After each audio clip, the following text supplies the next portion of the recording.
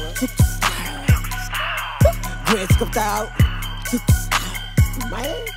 Gue cukup tahu.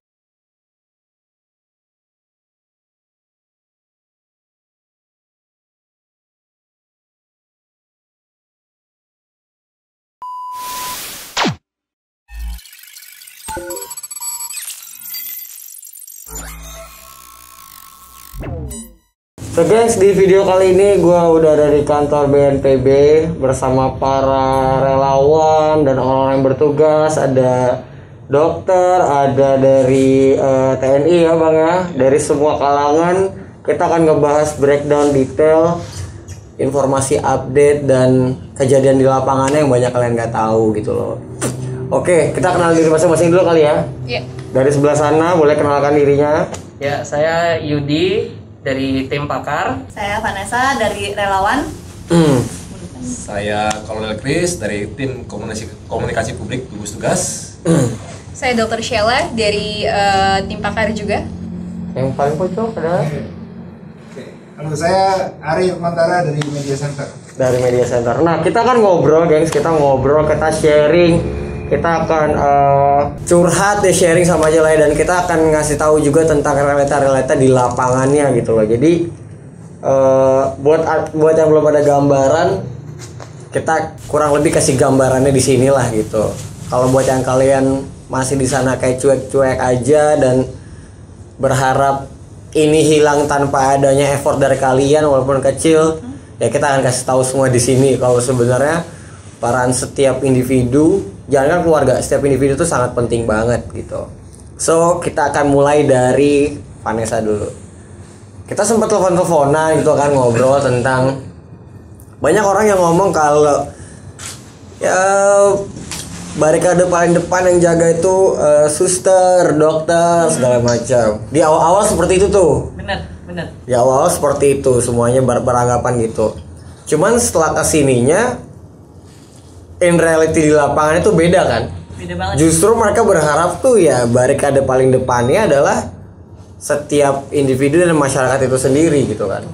Dan apa sih yang terjadi di lapangan, coba Vanessa bisa cerita? The fact is, misalnya kayak kemarin juga aku juga mikirnya itu sangat mikir bahwa barikade itu dokter suster. Hingga faktanya pas setiap ketemu dokter suster kayak aku mau selalu ngomong, makasih loh dok sus udah di garda terdepan. Nah tapi ada satu momen dimana aku lagi ke Purwokerto ngecek pilot project kita. Jadi aku di BNPB itu kita tuh punya program untuk memberikan tempat tinggal gratis untuk para tenaga medis. Karena ini ada isu, ini nanti panjang kita ngebahasnya, like ada isu sosial juga dari keignoran masyarakat terhadap COVID. Akhirnya muncul banyak isu, dari isu ignoran sampai isu sosial. Kamu bahas aja karena memang tujuan gue bikin video ini ya di luar reach, maksudnya di luar, kita berharap yang nonton banyak ya. Tapi kalaupun yang nonton 10.000 orang itu lumayan juga teredukasi kalau di antara 10.000 itu ada satu orang pengusaha punya 1.000 karyawan, we never know. At least kita bikin aja, gak apa-apa, ceritain jadi, aja yang jadi kondisinya kenapa sih awalnya itu kenapa aku bikin kayak gini, sesimpel karena habis ketemu gue sendiri nih, seorang manusia yang nggak ODP nggak PDP diusir di kos hanya karena masih keluar buat karena nggak semua orang bisa WFH kan. Saya itu bahkan belum jadi relawan. Itu ngekos di mana? Di suatu tempat di Jakarta Selatan. Diusir. Diusir, jadi alasan diusirnya apa? Kata bapak kosnya, kamu keluar dari rumah nih, saya nggak tahu kamu kemana.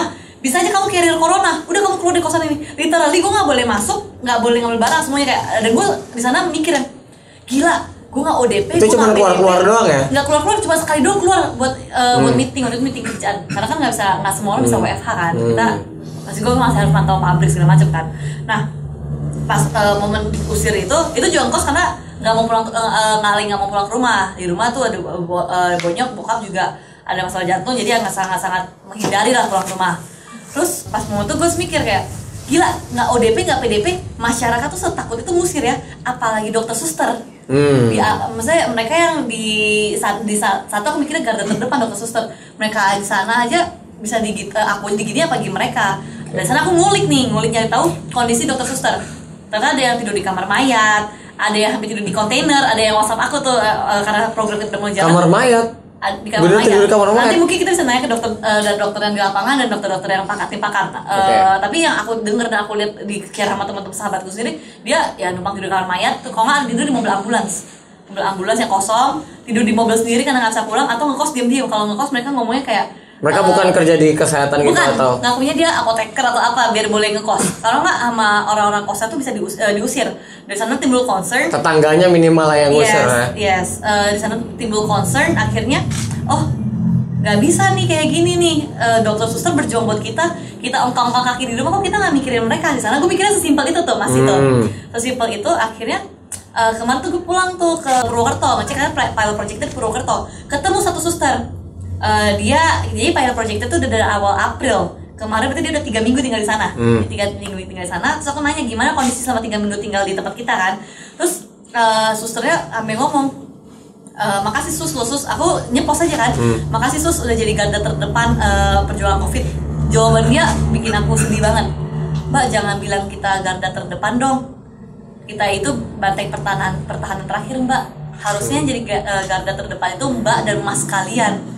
Karena kalau kita garda terdepan ya, kalau kita gagal siapa yang lanjutin? Harusnya dari kalian lakuin semua instruksi pemerintah, dari physical distancing, cuci tangan, pakai masker dan semuanya. Ketika itu masih gagal dan akhirnya amit-amit terkena COVID, baru kalian ke banteng pertahanan terakhir, di mana kita berusaha untuk menyembuhkan kalian. Ya jadi pencegahan dulu ya. Iya, baru, seharusnya pencegahan kita Lex, kata mereka garda terdepannya. Terus dari sana lah akhirnya diceritain kondisi mereka seperti apa. Sesedih itu Lex, sampai aduh gue sih waktu itu nangis banget ya, karena di sana diceritain kayak suster ini udah nggak pulang 3 minggu. Aku tanya gimana sus perasaannya nggak pulang? Ya saya sedih lah, anak saya baru lahir pula. Ya anaknya baru lahir, lo tau kondisi anak pertama atau anak ketiga. Tapi tetap aja namanya anak lahir ya. Baru lahir kayak saya sedih lah Mbak, anak saya baru lahir, saya nggak bisa pulang ke rumah bahkan untuk melihat anak bayi saya. Saya cuma bisa video call sama anak-anak saya, tapi saya nggak apa-apa kondisi itu. Saya nggak minta masyarakat bilang terima kasih ke saya nggak minta masyarakat harus muji-muji kami tenaga medis sebagai dewa, tapi saya hanya ingin masyarakat bisa sadar, keluar nggak apa-apa, tapi tolong physical distancing, cuci tangan, dan yang terakhir tetap peduli lah ya, jangan cuek banget. Benar, tetap peduli dan perlakukan tenaga medis itu jangan seperti virus, karena ternyata ada ceritanya mereka pakai seragam di daerah, jadi dia lewat tuh katanya masyarakat yang kayak takut nanti jangan deket-deket nanti kena corona. Sampai tenaga medis itu cerita kayak Mbak, saya tahu diri kok Mbak, saya pulang dari rumah sakit saya langsung pulang ke rumah kok, dan kita di rumah sakit juga udah mandi, bener kan ya? Bener nggak sih Dok? Bener. Di rumah sakit tuh udah mandi kan berkali-kali sebelum pulang. Dia bilang saya di rumah sakit tuh udah mandi Mbak berkali-kali, bahkan tiap saya keluar ruang lepas APD mandi, lepas ini mandi, semua mandi, udah berkali-kali mandi. Saya juga tahu diri, saya nggak kelayapan, saya langsung pulang ke rumah. Tapi tolong abis kalau ketemu kita jangan pernah kita kayak jangan deket-deket suster dokter nanti COVID. Bahkan mereka masih banyak yang digituin, dan akhirnya itu kan mentally ya, kita nyerang mentalnya mereka dan jadi sedih banget kan. Ya kalau iya benar, kalau itunya mereka jadi apa ya, sakit hati lah bisa dibilang lah ya. Bener. Sakit hati terus jadi rusak juga dalamnya, terus juga malah jadi sakit, daya tahan tubuhnya malah turun. Bener. Nah, ini kan mumpung ada dokter di lapangan nih, dokter yang di lapangan. Syafira. Mungkin kita bisa ngajak ngobrol dokter Syafira nih, karena dokternya katanya mau lanjut ini ngasih kuliah, habis itu kerja lagi. Oke, kita langsung sama dokter Syafira. Halo. Nah, dokter Syafira ini tugas atau apa, relawan atau apa itu di daerah mana atau gimana, boleh cerita ke kita nih? Oke, sebelumnya perkenalkan, aku dengan dokter Syafira Niditya atau dokter Syafira. Saat ini bekerja sebagai dokter umum di salah satu instansi pemerintah ya di rumah sakit, dan saat ini ikut menangani kasus COVID-19 di rumah sakit seperti itu. Di daerah mana? Jakarta atau di daerah Jakarta? Terus untuk kondisi di lapangan sih sebenarnya sekarang kita itu seperti yang kita udah tahu, kita lagi berperang nih melawan musuh yang tidak terlihat gitu loh, yaitu virus coronavirus ini. Nah, kalau kondisi di lapangan sebenarnya kalau dilihat kondisi pasiennya itu memang masih terus banyak rujukan datang gitu loh. Jadi aku sih melihatnya di lapangan belum terlihat reda, tapi dibanding awal-awal itu pasien udah atau masyarakat awam itu udah lebih paham gitu kapan mesti di rumah, kapan perlu datang ke rumah sakit gitu. Nah, kondisinya sih sekarang pasien itu sebenarnya banyak yang kondisi itu memang stabil. Jadi dalam artian mereka sakit COVID-19, terkena COVID-19, tapi memang kondisinya banyak yang baik. Tapi ada juga yang butuh pengawasan atau observasi. Nah, itu yang sebenarnya kita utamakan untuk berada di rumah sakit seperti itu. Nah, makanya tadi saya setuju sama Dokter Vanessa, di mana sebenarnya kita ini di rumah sakit, di fasilitas kesehatan itu adalah sebagai garda di belakang gitu loh. Masyarakat awam yang berada di rumah, yang stay at home di rumah aja itu sebagai garda terdepan. Jadi yang kita terima itu sebenarnya yang memang butuh pertolongan lebih lanjut gitu. Nah, kan apa ya bisa dibilang tuh gosip jalanan lah ya, gosip jalanan atau yang sering diomongin kan, ya tenang aja nanti juga yang kita tuh yang muda-muda tuh aman, yang lebih rentan kena tuh 40 ke atas. Nah, di lapangan itu kayak gimana tuh Bu Dokter di lapangan? Nah, sebenarnya itu adalah hal yang bukan sebagai hal yang perlu kita pegang ya, karena sebenarnya kondisinya itu anak-anak muda itu juga bisa kena gitu loh. Pasien-pasien di lapangan itu banyak yang usia muda juga, 20 tahunan itu ada gitu. Walaupun memang dikatakan akan resiko penyakit itu menjadi lebih berat itu kan pada yang punya komorbid atau komorbid itu penyakit penyerta ya, atau lansia gitu, usia di atas 60 tahun. Nah, tapi tidak menutup kemungkinan kalau yang muda-muda ini juga bisa menjadi berat gitu lah. Jadi bukan hal yang untuk disepelekan.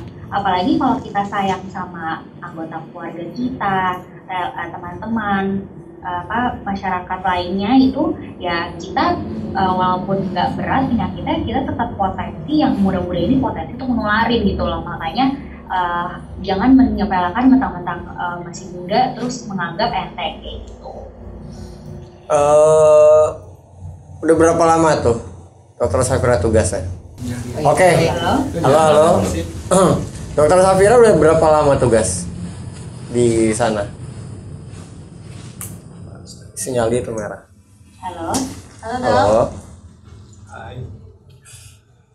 Bentar lagi aku pamit, nggak apa-apa ya? Oke. Terakhir kamu closing aja.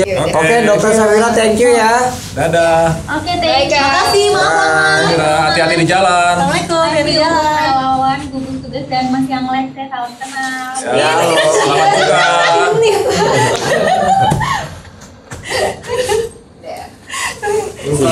Video call 15 menit, makeup 40 menit. Sinyal hilang. Itu tuh.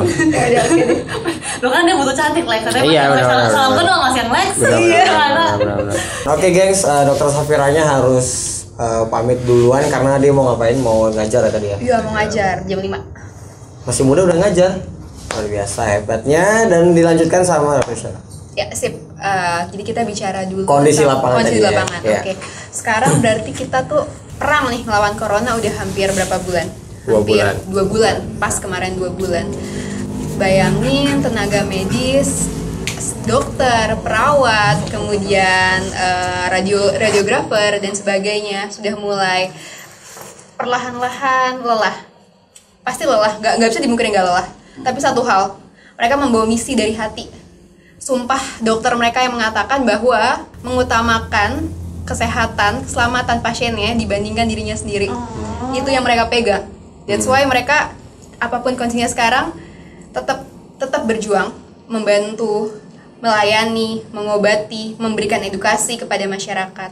Sekarang juga perlahan-lahan dari gugus tugas, dari berbagai unsur itu mencoba membantu, mengisi kekosongan, bukan mengisikan, membantulah meringankan beban teman-teman tenaga medis di lapangan dengan mengerahkan dokter-dokter internship yang baru harusnya mereka berangkat Juni tapi dimajukan jadi tanggal 4 besok mereka pembekalan dan berangkat tanggal 6 Mei. Kemudian ada dokter keluarga layanan primer yang seharusnya mereka bertugas di fase kesehatan layanan pertama tapi harus disebar untuk membantu penanganan COVID. Itulah dinamikanya. Jadi meskipun istilahnya kita sudah 2 bulan berperang, moral tenaga kesehatan harus dijaga. Seperti itu.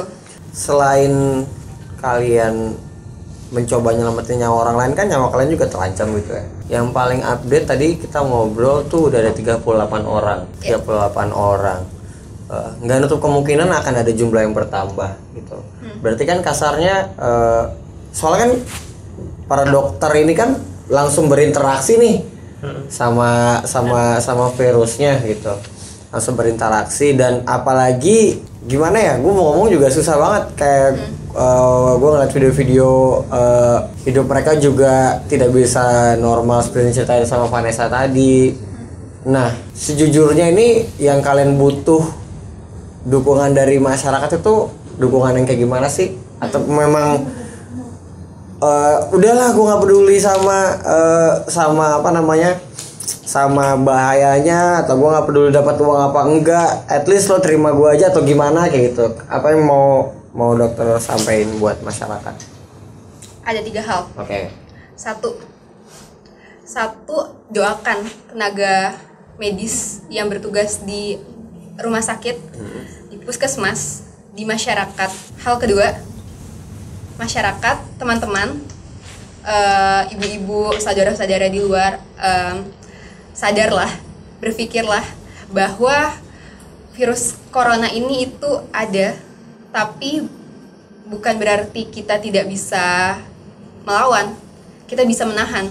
Kita bisa menahan dengan cara jaga jarak, pakai masker, dan jangan lupa cuci tangan. Dan yang terakhir adalah disiplin serta ikhlas. Disiplin dalam menerapkan 3 hal tadi, ikhlas untuk melakukan hal tersebut, baik untuk diri kita dan untuk orang di sekeliling kita. Itu yang kamu harapin dari masyarakat ya? Ya. Oh, sama satu lagi aku lupa. Oke, 4. Satu lagi 4, benar. Jujur. Jujur. Jujur. Itu yang paling penting. Jujur, apa konsekuensi terberat dari nggak jujur? Coba ceritain sama biar mereka tahu nih kalau nggak jujur tuh akan terjadi apa. Oke, mungkin bisa saya bantu ceritakan, Bang. Boleh. Kalau tadi kan mungkin saya sedikit klarifikasi dulu, Bang. Tadi Abang mengatakan 38 itu baru dokter dan dokter gigi, Bang. Oh, belum termasuk tenaga kesehatan lain. kayak perawat. Untuk yang terbaru perawat sudah 17, Bang. Berarti itu aja udah 55 ya kalau Iya. ditambah. Belum lagi yang lain yang tidak terhitung. Jadi memang sudah cukup banyak korban berjatuhan dan kita tidak mau itu bertambah lagi. Ya begitu sih, Bang. Nah, tadi coba dijawab loh. Konsekuensi dari tidak jujurnya itu apa? Biar mereka tahu nih secara detail. Jujur kok kenapa harus jujur gitu? Konsekuensinya ya tadi ini, Bang, angka yang terus bertambah dari kita. Yang tadi saya bilang tadi udah 55 loh yang meninggal. Itu bisa terjadi karena ketika salah satu orang tidak jujur. Maka dia itu sama seperti pedang yang disembunyikan begitu loh, Bang. Dia itu bisa memberikan tadi itu coronanya itu ke orang-orang di sekitarnya. Contoh kasusnya ada? Ada. Bisa diceritain? Nggak perlu disebut namanya. Iya. Kayak Mungkin aku bisa bantu. Boleh.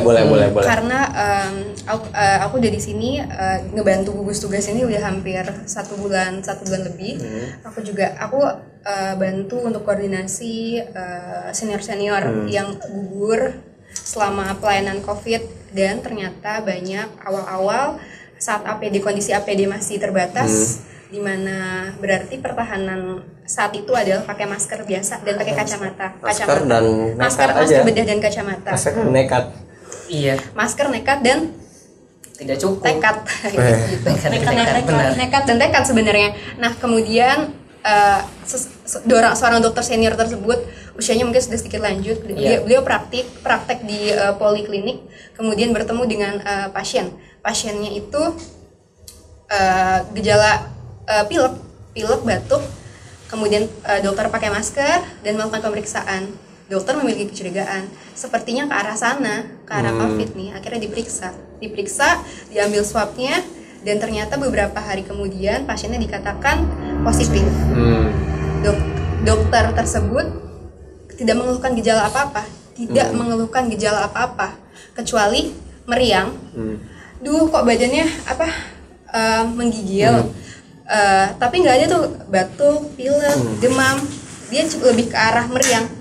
Kemudian keluarganya beliau itu tinggal bersama istrinya. Kemudian akhirnya dirujuk ke rumah sakit, dilakukan pemeriksaan karena kan memang ada kontak. Kemudian dilakukan pemeriksaan, hasilnya positif. Tapi waktu itu memang tidak ada gejala-gejala menunjukkan dia sakit COVID. Tapi saat dilakukan pemeriksaan di foto dadanya, di ronsen, paru-parunya sudah putih semua. Sejak saat itu langsung kondisi kesehatannya turun terus menerus. Dan kita tahu kalau pasien yang sudah terkonfirmasi COVID, dia pasti akan dibatasi akses dengan keluarganya. Dibatasi juga dengan tenaga medis juga kan pasti kan ada waktu jadwal, ada waktu di mana di saat beliau sedang kondisi kritis, keluarga tidak bisa mengetahui kondisi beliau seperti berarti apa. itu gara-gara pasien yang nggak jujur ya, ada pasien yang nggak jujur. Iya, itu tidak 1-2 kasusnya. Dan itu yang justru harus dicegah. Jujur, nggak ada salahnya kita jujur.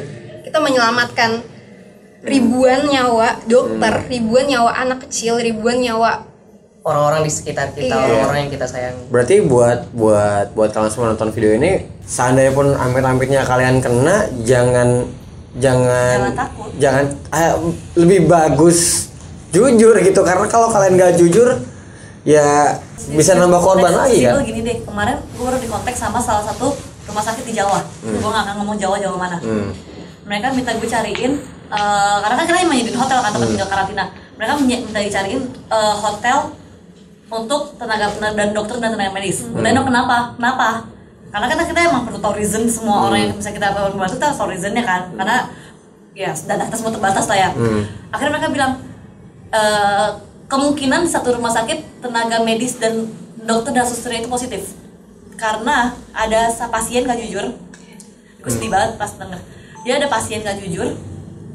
Pasien ini itu ngecek di dokter ini, ngomongnya belum cek di mana-mana, kondisinya baik-baik aja, mereka nggak kenapa-napa. Apparently pas dokter ini mulai curiga, pas ngecek ini kayak enggak nih pak, ini gejala ada ini banget nih.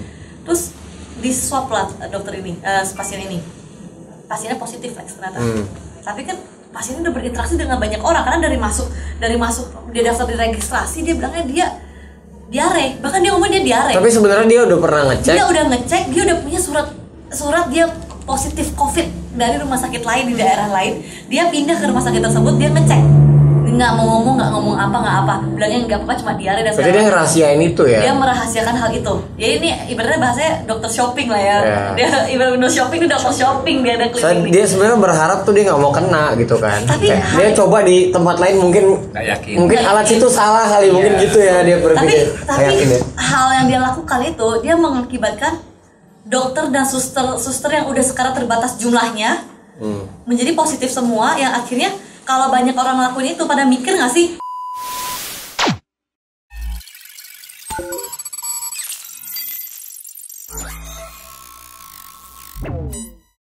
Mungkin semua orang takut, kita juga takut, gue juga takut, dokter takut ya. Tapi mikir nggak sih ketika mereka nggak jujur, terus mereka menularkan dokter dan suster, dokter dan suster aja jumlahnya sama masyarakat Indonesia beda jauh. Itu tuh masih menularin dokter suster mau positif. Nanti semuanya nggak jujur, dokter suster positif, siapa yang ngerawat kita pas kita beneran sakit di rumah sakit? Pernah nggak sih mikir hal itu? Karena ketakutan kita, karena keegoisan kita akhirnya ada 270 juta jiwa loh yang masih butuh dokter. Ada berapa persen sih dari 250 juta penduduk kita nih ya? Ada berapa persen sih tenaga medis kita sekarang? Bahkan tadi ya dokter Sela pernah mention ya, pembanding antara dokter paru-paru dan masyarakat Indonesia itu ya? Satu dokter paru itu sebanding dengan 1,2 juta ya penduduk. Sedikit itu berarti cuma 200-an atau iya nggak segitu cuma ada 200-an. Abis itu kalian ketemu dokter paru sekitar 2000 ya? 200 abis itu mereka ketemu dokter tersebut, mereka nggak mau jujur, terus bilangnya cuma asma atau apa. Dokter itu 2000 yang jumlahnya dikit banget nih masih nggak mau jujur. Terus siapa yang memeriksa kita nanti? Gitu loh. Simpel itu loh, pakai logika lah. Semua orang takut kok, era COVID semua takut, kita semua takut. Tapi jangan karena keegoisan kita mencelakakan orang lain. Mau nggak sih, misalnya karena kebodohan kita, karena keegoisan kita, akhirnya kita menularkan orang lain. Dan yang lebih gue sedih, Lex, di rumah sakit tersebut ada salah satu suster udah lumayan berumur, dia meninggal tertular. Jadi akhirnya swab satu rumah sakit tuh, karena pasiennya nggak meninggal, sehat, nggak, maksudnya mungkin imunnya tinggi ya, tapi karena tertular semuanya itu, ada salah satu tenaga medis yang meninggal. Bahwa kita akan membawa perasaan itu sampai kita tua loh nanti. kita masih muda nih, we might not jadi orang yang berbahaya, mungkin bukan kita yang meninggal, tapi karena keignoran kita, karena ketidakjujuran kita, orang lain loh, Keegoisan juga sih. bisa keegoisan dibilang. kita, orang lain loh yang mungkin meninggal. Dan gue pribadi sih merasa kalau itu gue nih, gue nggak sanggup sih menahan beban bawa dosa itu semua hidup gue. Inget gue mencelakakan orang, gue nggak bisa sih. Jadi sebenarnya kejadian di lapangan itu tidak seperti yang kalian bayangkan ya. Maksudnya gue kemarin pergi gitu loh Vanessa ke luar, ke rumah temen gue untuk recording. Itu masih banyak orang nongkrong jam berapa ya? Jam berapa ya Rul ya? Jam 12-an. Itu di warung kopi orang masih nongkrong rame loh. Gue kayak buset, ini orang ya antara udah nggak takut sama nggak peduli, gue udah nggak paham lagi deh ada apa yang dipikiran mereka. Nah sekarang gue minta dokter Charlotte jelasin update-nya, karena banyak yang nggak tahu juga. Gue dikasih tau Vanessa 3 jenisnya itu bisa at least mereka tahu lebih sedikit lah sebahaya apa sih gitu di luar sana. Oke. Jadi ini sekarang kita lagi di masa yang disebut pandemi COVID-19. Tapi sebenarnya kasus ini itu bukan virus ini bukan suatu hal yang baru, karena memang sudah ada coronavirus sebelumnya. Tapi ini virus tuh pintar sekali. Ibaratnya mungkin kalau dikata orang dia IQ-nya bisa sampai 200. Dia bisa ngeganti-ganti badannya, ngeganti-ganti bajunya buat bisa menginfeksi hewan atau manusia. Dengan adanya kondisi sekarang nih kayak pandemi COVID ini menuntut untuk seluruh komponen masyarakat belajar. Bukan cuma dokter, bukan cuma tenaga kesehatan, bukan cuma perawat, tapi seluruh masyarakat Indonesia, bahkan dunia sedang belajar, diajarin sama corona bagaimana cara hidup yang baik dan benar. Seperti itu. Nah, kita balik lagi nih yang 3 tipe tadi nih. Memang awalnya di saat pertama kali dikatakan ada virus baru yang memiliki gejala seperti pneumonia atau infeksi saluran pernafasan, itu langsung diperiksa, gen diperiksa sama ahli di China, kemudian dibandingkan dengan beberapa gen yang ada di hewan-hewan, dikomparasi dengan data yang ada di GenBank CDC. Ternyata memang virus SARS-CoV-2 ini memiliki kedekatan, kemiripan komponen gen dengan yang ada di kelelawar. Dalam arti kata berarti ini memang sudah ada sebelumnya virus. Kemudian karena ini virus canggih, dia ganti baju lagi. Dia ganti baju, berubah dari yang tadinya kita sebut dengan tipe A, itu dia berubah dengan ke tipe B. Kemudian nanti dia berubah lagi menjadi tipe C. Sekarang memang sudah diketahui ada 3 jenis coronavirus. Alel kita sebutnya, alel A, B, dan C. Nah ini nggak banyak orang yang tahu nih. Iya. Mereka tahu cuman corona aja cuman satu. Aja, makanya masih bisa nyantai kan. Iya. Terus pasti kayak gini pertanyaan, loh kok bisa dia berubah-berubah ya? Kok bisa ya? Kenapa? 1, pindah-pindah. Pindah-pindah orang yang dari misalnya dari negara terjangkit pindah ke tempat yang baru. Di situ mereka kenalan dong. Kan biasa kalau pacaran PDKT, kemudian membentuk adaptasi membentuk suatu pola baru. That's why kebentuk mutasi baru. Pindah lagi, kebentuk lagi mutasi baru. Tubuh juga bingung. Loh, kok ini banyak respon tubuh kita saat terkena infeksi itu juga beragam. Dari mulai tanpa gejala, asimptomatik atau kita sebut dengan orang tanpa gejala, yang disebut juga dengan silent killer, sampai yang mematikan. Seperti itu. Oke, berarti kayak misalnya si virus ini ada di orang yang punya asma, terus jadi beda tuh ya nanti ya bentuknya atau gimana, begitu bukan kurang lebih jelasnya? Akhirnya dia ke tempat yang kesini nggak ada gejala, jadi ya benar. Beda tuh. Ya.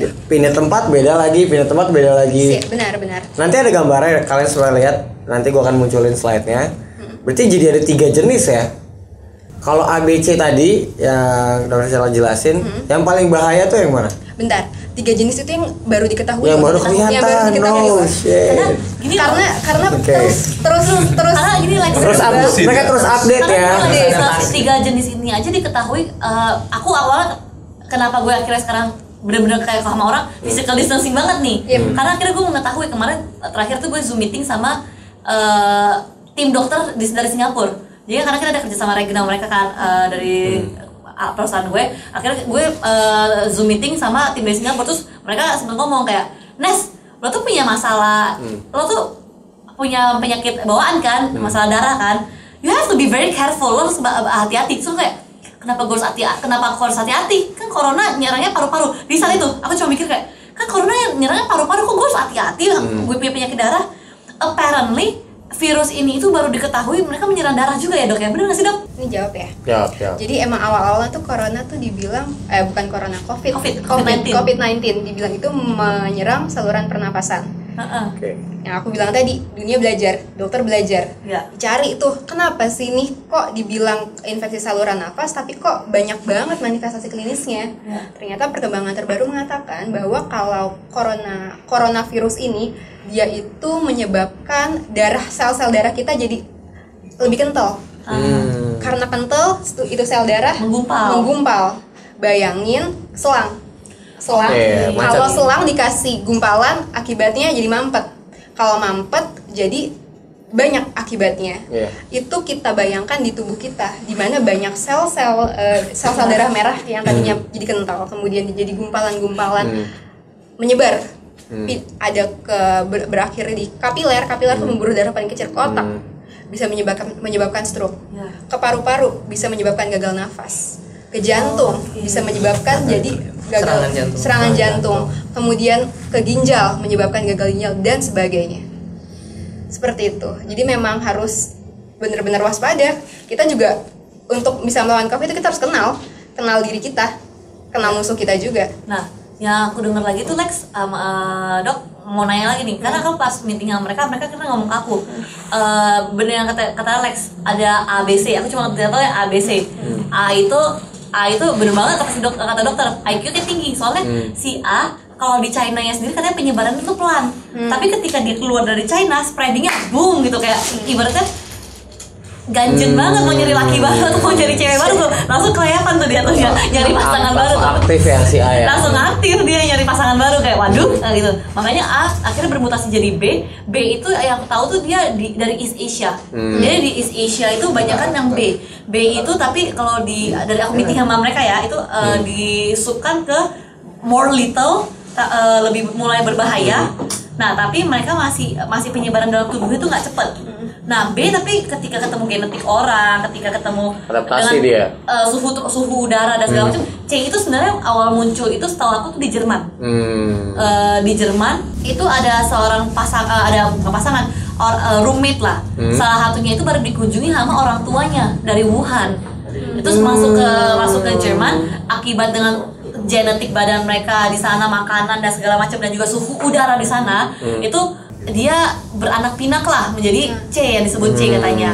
Yang C itu yang aku tahu nih dok, aku pengen minta konfirmasi juga, bener nggak sih, karena kan nih gosip lapangan nih ya. C itu tuh katanya sangat berbahaya.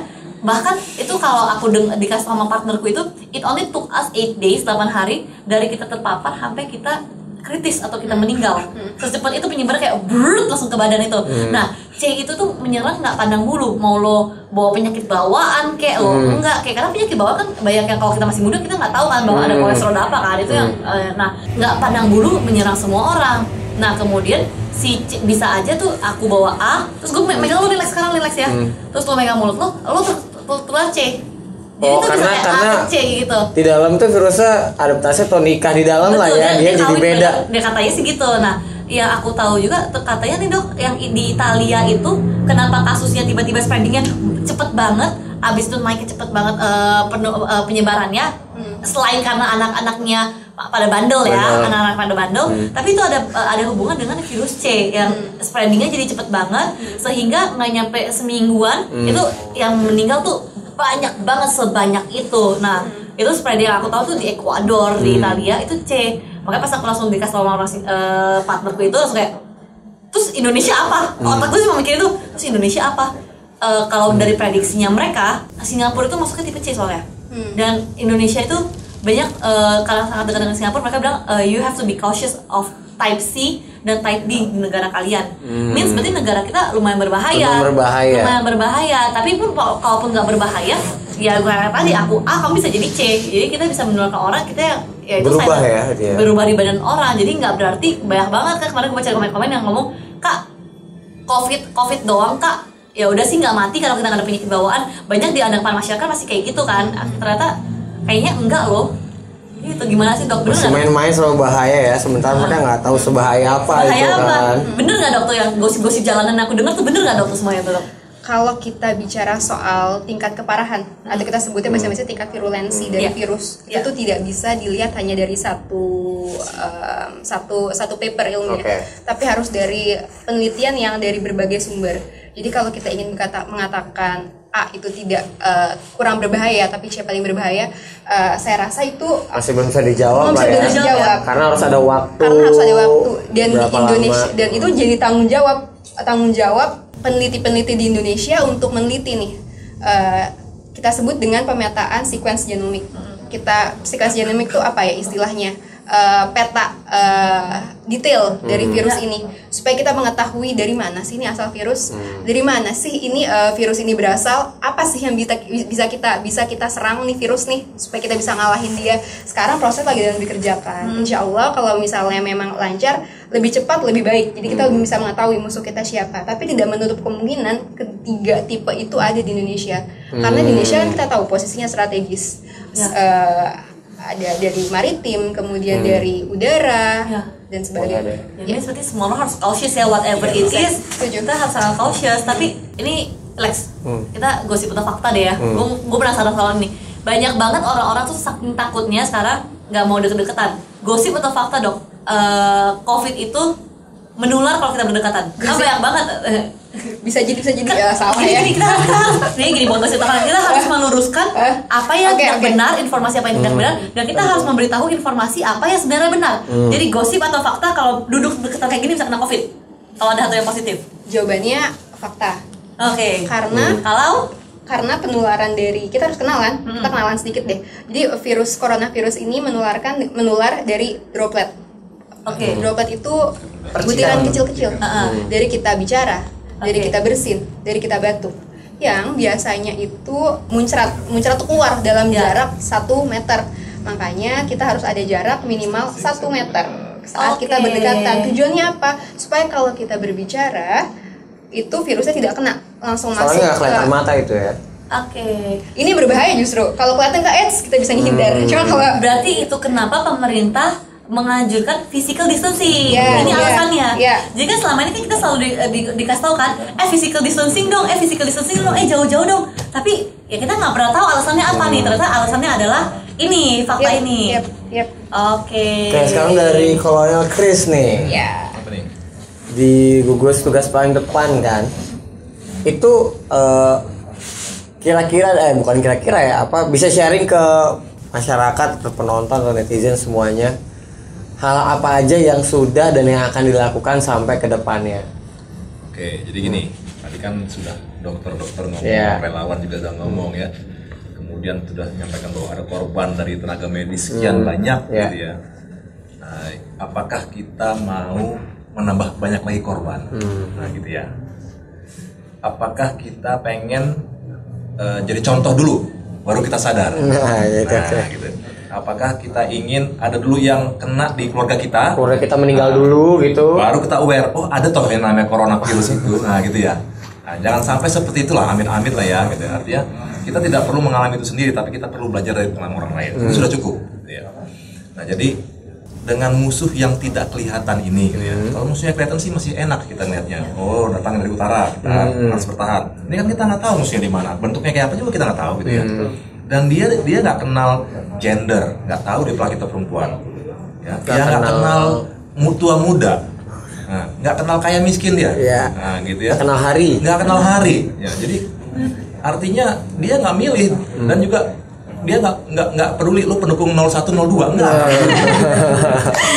Nah, gitu ya. Jadi dia bisa sama siapa saja gitu. Nah, maksud saya disinilah saatnya kita bersatu. Nah, ya dengan menghadapi pandemi COVID-19 ini kita fokus. Jangan lagi memperdebatkan hal-hal di luar itu. Fokus untuk penanganan saudara-saudara kita yang sudah terpapar COVID-19 sama pencegahan jangan sampai ini menyebar kemana-mana. Nah, artinya saya berharap kepada rekan-rekan masyarakat semua ikutilah aturan atau himbauan pemerintah, gitu ya. Tidak ada pemerintah yang menyengsarakan rakyatnya. Ya. Toh semua juga terdadak ini, semua negara terdadak. Ini hal baru, sama-sama kita belajar, gitu ya. Jadi artinya kekurangan itu ya biasa, karena ini trial and error, uji coba, gitu ya. negara Amerika yang gagah perkasa pun goyang dia. Cina goyang gitu ya. Apalagi kita gitu. Ya namanya musibah lah yang nggak ada yang mau gitu kan. Nggak ada yang mau. Nah, tapi kita harus keluar dari itu. Ya. Jadi ikutilah himbauan pemerintah. Yang paling gampang kalau nggak punya kemampuan apa ya tinggal di rumah. Kan gitu ya. Perbanyak ibadah bulan puasa kan supaya pahalanya bertambah. Nah gitu. Kalau emang jangan mudik.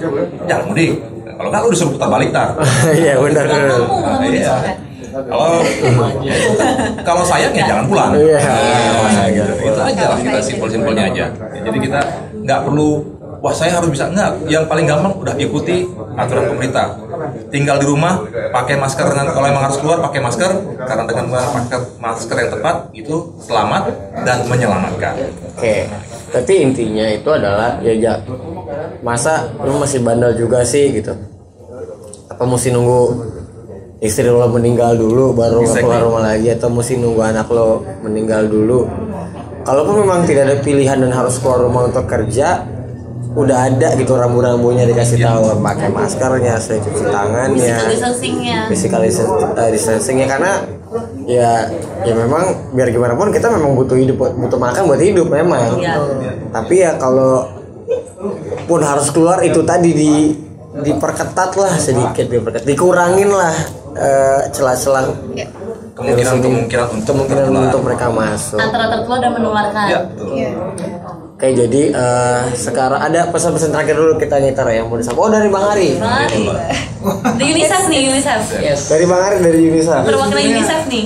Lebih menarik ini ya, ini mungkin gue punya latar belakang agak menarik karena gue udah gugus tugas karena gue sejarawan. Sejarawan pandemi, gue pernah nulis buku tentang pandemi di Hindia Belanda tahun 1918. Justru karena itu diundang oleh Pak Jenderal untuk bergabung. Jadi apa yang terjadi sekarang juga terjadi 1918 ya. Jadi 102 tahun yang lalu kalau ada nenek kita yang sekarang 110 tahun. Tadi buku tadi boleh gue tanya? Nah, boleh. Okay. Nah, nanti mau diterbitkan ulang katanya Pak Pras. Jadi sama persis apa yang kita hadapi sekarang dengan yang dulu dan sama berbahaya dengan yang dulu. Nah, yang justru kita bersama Kolonel Chris, bersama Pak Jenderal Doni, bersama Profesor Wiku, bersama Pak Ahmad Yuryanto ini lakukan adalah kita tidak boleh melakukan hal yang sama persis dengan yang terjadi 102 tahun yang lalu. Ya, satu tidak tahu apa-apa ya. Di Indonesia kejadiannya. Di Indonesia, di Hindia Belanda waktu itu ya. Namanya Hindia Belanda belum ada negara kesatuan, bahkan namanya perjalanan itu tidak setinggi sekarang ya kan. Tapi ternyata sudah berhasil membunuh 3 juta orang. Itu di Hindia Belanda tuh. Pada saat itu populasi kita cuma 30 juta orang. Dan itu yang menjadi 10%. Iya, hampir 10%. Yang menjadi penyebab beberapa pemberontakan terhadap Hindia Belanda gitu ya, dan tentunya krisis ekonomi ya. Pada saat yang sama juga dampak dari Perang Dunia I gitu ya. Nah, ini memastikan kita tidak sama cara meresponnya seperti 102 tahun yang lalu. Berarti harus lebih pintar, harus lebih cepat, harus lebih kompak, harus lebih bersatu. Memang, karena kan itu gak banyak yang tahu. Untuk mengingat 102 tahun yang lalu pertama susah, kedua sejarawan tuh mungkin cuma 100 orang. Tadi ya dokter spesialis paru aja cuma 2000 ya. Apalagi 100, apalagi sejarawan ya. Terus sejarawan yang menulis pandemi juga sedikit sekali. Gitu ya. Jadi memang dan sejarah bukan subjek paling menarik di seluruh dunia ya, bukan hanya di Indonesia ya. Tapi yang menarik adalah ini informasi dan berita yang baik ya. Buktinya sejarawan seperti saya bisa berkolaborasi dengan Profesor Wiku, dengan Dr. Sila, dengan Kolonel Chris, dengan Jenderal Doni, dengan Dr. Ahmad Yuryanto. Jadi kita saling bertukar informasi dan pengetahuan. Karena di arsip-arsip sejarah sudah ada tuh. Jadi bagaimana cara mencegahnya? Ada semacam sebaran pamflet. Jadi artinya komunikasi. Tim komunikasi publik ini belajar supaya kita jauh lebih jago daripada 102 tahun yang lalu. Terus yang kedua ada yang disebut karantina wilayah waktu itu ya. Jadi asal usul bendera kuning itu adalah bendera bahwa daerah ini ada wabah, bukan meninggal. Itu awalnya. Iya, bendera meninggal itu sebenarnya yang putih ada palang merah. Nah, itu bendera meninggal. Tapi bendera kuning itu jangan masuk ke sini. Di sini ada wabah. Nah, itu 102 tahun yang lalu tuh. Fakta menarik sekali. Fakta menarik. Jadi dulu kampung ini bilang bahwa jangan masuk sini ya, saya nggak boleh keluar dan saya nggak boleh masuk. Gitu si kampung itu sendiri yang bilang karena Itu zaman dulu tuh ya. zaman dulu. Kalau di Jawa sebutnya pagebluk. Nah, kalau tanya nenek-nenek kita yang 100 tahunan pasti tahu pagebluk itu. Ceritain dong pagebluk, pokoknya orang jalan meninggal. Besok Pagebluk namanya. Pagebluk. Baru melayat, dia datang membantu orang meninggal, dia ikut meninggal. Penularannya segitunya berarti. Iya, dan ini fakta ya, fakta di buku juga ditulis. Saya datang sendiri ke Toraja. Kenapa Toraja? Sama seperti ditemukannya 1916 H1N1 di Amerika. Itu karena ada serdadu Amerika itu yang di daerah dingin, jadi sehingga mayatnya itu bisa diteliti. Ya, jadi dia masih bisa dilihat DNA ini kenapa? Dan virusnya masih hidup ternyata. Jadi virusnya masih hidup di daerah yang sangat dingin ya. Jadi ketahuan, ternyata ini adalah si case indexnya si tentara di Amerika Serikat. Di Toraja, saya datang sendiri ke sana karena di sana tidak dimakamkan, jadi tidak ditutup tanah.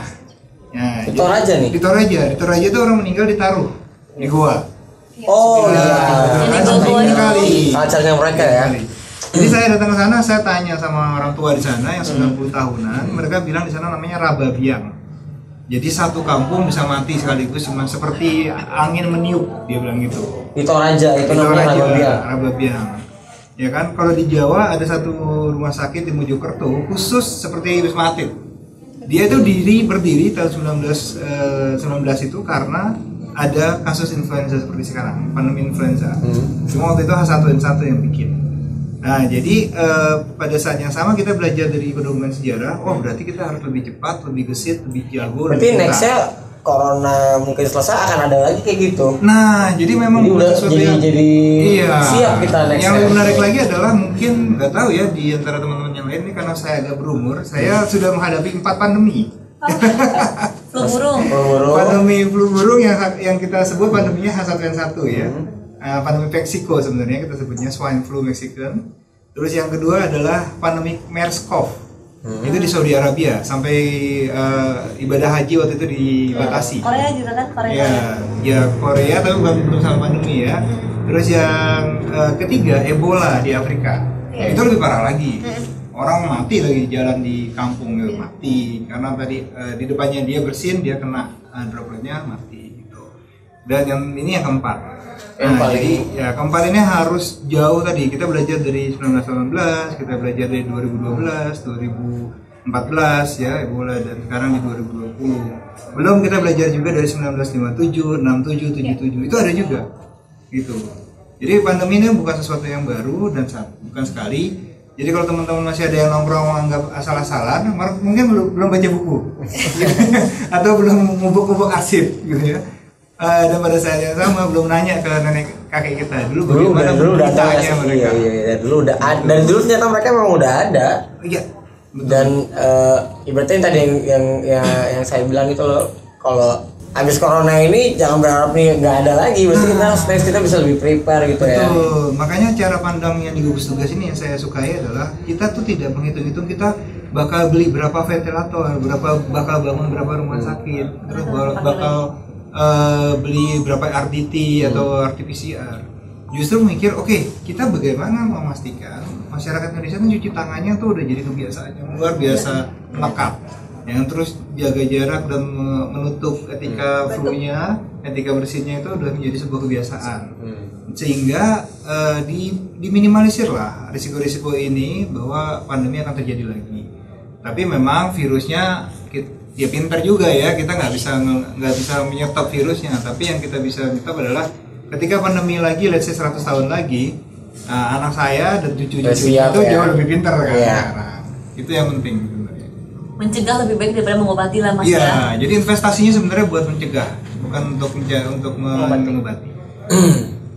Thanks tuh, udah paham kan ini udah ternyata di lapangan udah separah itu gitu. Ya harapan kan gak akan bisa terjadi kalau kita nggak buat apa-apa gitu. Lu berharap menjadi pemain bola terus setiap hari tidur di rumah, yang nggak akan bisa. Kalau harapannya adalah pengen ini semua selesai gitu, pengen virusnya hilang, ya tindakan realnya ya lo antisipasi, cuci tangan, pakai masker, physical distancing, tetap di rumah aja sebisa mungkin, dan jangan punya harapan tinggi virus ini hilang kalau kalian semua masih ada yang gampangin. At least lo ngingetin gitu. Kalau masih gampangin ya susah juga ya, nggak akan selesai jadinya kan. Kita semua repot, akan banyak korban jiwa jatuh lagi, perekonomiannya juga jadi banyak, jadi apa kayak rusak sulit. Terus ya nggak akan berakhir tanpa bantuan kalian semua sih. Tetap kita semua akan terus coba ngingetin gitu. Walaupun masih ada yang bandel ya, tapi gue tetap akan bandel juga buat ngingetin. Ya semoga cepat ya selesai ya bang ya. Dan yang bandel ya. semoga nggak tertular yang bandel tuh. Iya, apa mesti lo yang pada nongkrong masih bandel? Temen lo nih berempat, satu ada yang mati dulu biar lo nggak bandel lagi. Ya, saya kalau mereka mau keluar, ya keluar nggak apa-apa kalau mau keluar. Kalau misalnya emang tujuannya penting banget dan emang apa ya, ada faedahnya. Yes. Nah, ya faedah itu menurut semua masyarakat beda-beda ya. Misalnya buat gue faedah gue cari makan tuh faedah penting banget buat gue. Terserah. Jadi keluar itu buat gue tahap ini terserah.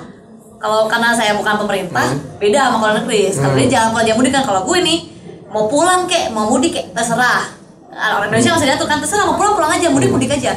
Tapi ingat physical distancing. Ingat ketika pulang jangan bersentuhan sama orang dulu. Ingat cuci tangan dulu sebelum megang barang. Ingat semuanya hal, karena mungkin bukan kita yang kena, tapi orang yang kita sayang yang di rumah yang mungkin akan tertular dari kita. Bukan kitanya yang kenapa-napa. Ibaratnya kita yang masih muda, Lex, tadi udah cerita, karena imun kita mungkin masih tinggi ya, bisa aja kita yang meninggal, bisa enggak. Tapi kalaupun enggak, satu rumah kita tularkan, kita akan pelan-pelan melihat keluarga kita pergi satu demi satu. Justru kalau gue bilang kalau sayang sama keluarga justru better jangan pulang. Iya. Ya, kalau misalnya kan orang Indonesia kalau bilang kayak gitu tuh marah, Lex, melarang orang mudik nggak mau pulang kampung. Jadi mau pulang silakan, mau mudik silakan. Tapi ingat physical distancing. Ketika di kereta atau ketika di bus, janganlah dekat dengan orang lain. Bukannya kita nggak mau dekat sama orang lain gimana? Enggak, kita nggak pernah tahu. Ada misalnya mereka silent killer di dalam OTG, di dalam dirinya ada virus A lagi bercokol, kita nggak pernah tahu. Atau misalnya kita yang punya virusnya, jadi kita yang nularin orang atau orang nularin kita. Jadi terserah apapun dilema itu, ya, physical distancing aja intinya, jaga jarak aman. Agak berbeda ya. Jadi dari 1914 sampai 2014, kalau kita mengikuti perintah pemerintah atau otoritas baik WHO ataupun pemerintah, itu kunci keberhasilannya sebenarnya. Jadi Ebola itu lebih bahaya dari yang sekarang kita hadapi. Jadi mau bandel kayak apapun silakan, tapi buktinya, faktanya, keberhasilan menghadapi semua pandemi yang ada di Indonesia, di dunia bahkan di sejarah kehidupan manusia, itu ketika kita nurut sama pemerintah. Benar. Mau pemerintahnya Hindia Belanda kayak waktu itu, ya kan, mau sekarang pemerintah Prancis mengatur koloni Prancis di daerah-daerah mereka, tapi ketika mereka bilang A, ikuti A.